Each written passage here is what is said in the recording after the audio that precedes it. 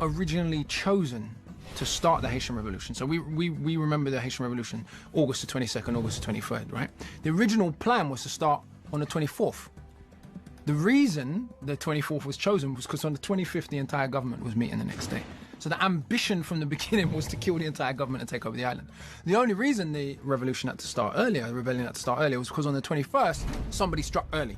And slave masters captured someone, tortured someone, and were warned that there was a rebellion coming. So they decided to strike early. It's like asking the question, how did the Vietnamese defeat the reigning superpower of the United States of America? And part of that answer rests with the question of guerrilla warfare.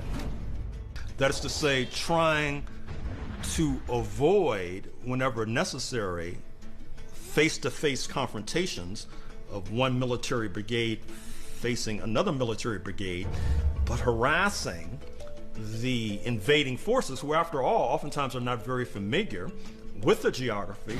So there was a dinner that happened a week before the Wakemon ceremony, and actually it's now, scholars say, that's where the rebellion was planned. So it wasn't like they planned it on the spur of the moment on the night of the 22nd.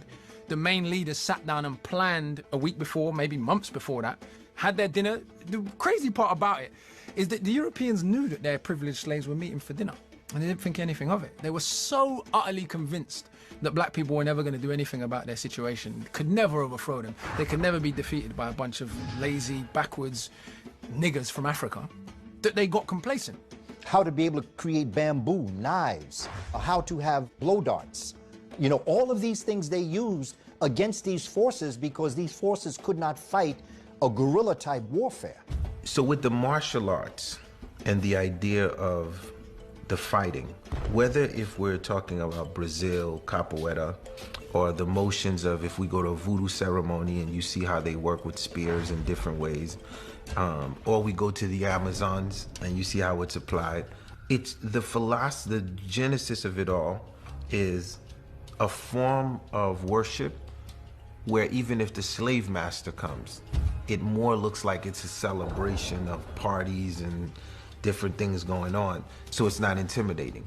But at the same time, it forms a form of martial arts, a form of self-defense, where when it's time to rise for the revolution, the masters didn't even know that you was already training a bunch of troops and now you're ready to go.